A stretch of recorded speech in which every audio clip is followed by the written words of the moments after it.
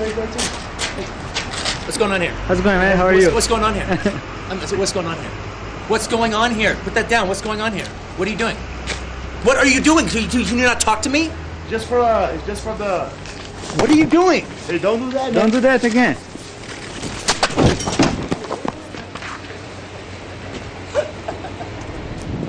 Go. For what? Hit me. Go. Oh, go. shut up. Go for it. Go for it. No, I gotta Go. Go for it. No, I gotta go for it. Yeah. Go. Hit me. Go. You started. Oh, I'm starting it? Yeah. Are you? Oh, you. So you know she's not just a guy from around here. You're actually a paparazzi guy? Go. Nah, I can't do it. Yeah, you know you can do it. Yeah, because you're filming. Yeah. But if that was off, I'd be whipping your ass up and down this street. Yeah, go. No. Oh man.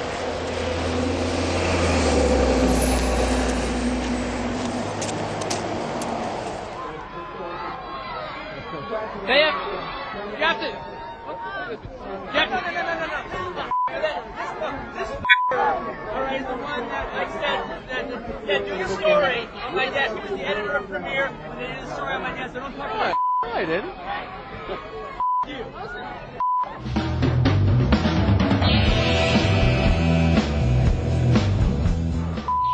You're acting like a lunatic, man. I told you I don't do photos, and you're following me all over town. I'm happy to give you an autograph. I'm happy to shake your hand, but I'm not going to do a photo. I'm not trying to be a dick. I just don't do it. Okay? Quentin, we sign this to me. This is a, person with a great deal of acting talent, and yet you haven't really given her many lines in the movie. And I wondered, I guess that was a deliberate choice on your part, and I just wanted to know why that was, that we don't hear her actually speaking very much. And Margot, I wanted you to also comment about being in the film in this part. Well, I just reject your hypotheses. Excuse me.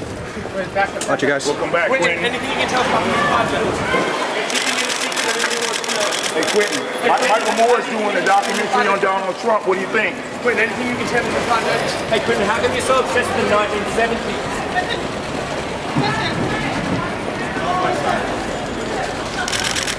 Hey, Quentin, did you like Frank Ocean's new album? The same as... Just get an autograph from my brother, please. All right, mate.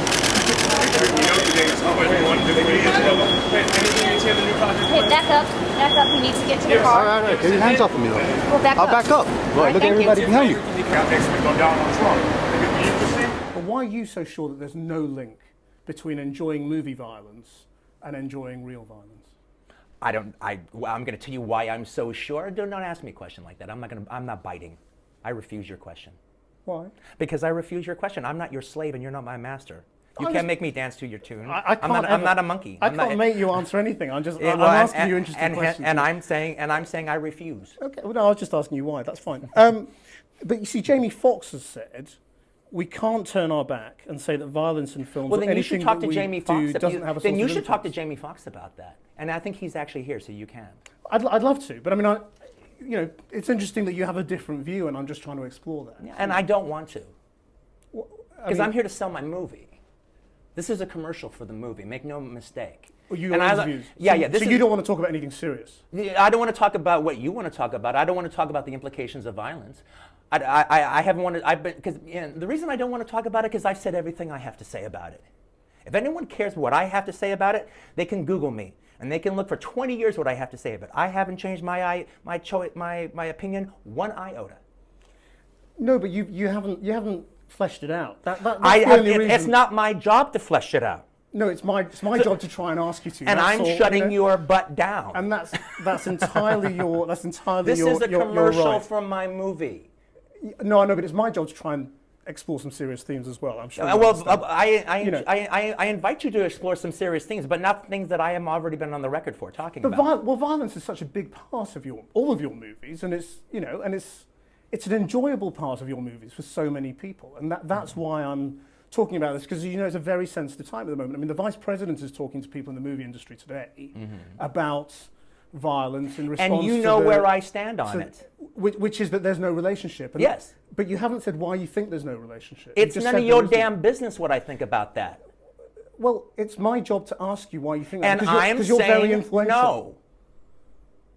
and I'm shutting you down. It was real bad news, and it really fucking pissed me off, and I think I want to voice it right now. Please. The forum is yours. Basically, and I'm not talking about the whole country, but I'm talking about one theater in particular. Oh, you sound nervous about this. Well, it's a big fucking deal. All right, go ahead. Go ahead. All right, so we were going to play at the Cinerama Dome on the 25th. We were going to open there and play there exclusively for 2 weeks. And Star Wars was going to play the 2 weeks before us. And I grew up in Los Angeles, so I think of the Cinerama Dome as a real big deal and imagine seeing it at the Cinerama Dome. Means something to you. Exactly. Right. Disney, who owns Star Wars, Yes. decided, well, you know what? Maybe we want to play throughout the entire holiday season. And not, so we're going to go to the Cinerama Dome and say that they can't honor their contract with us to show the Hateful Eight.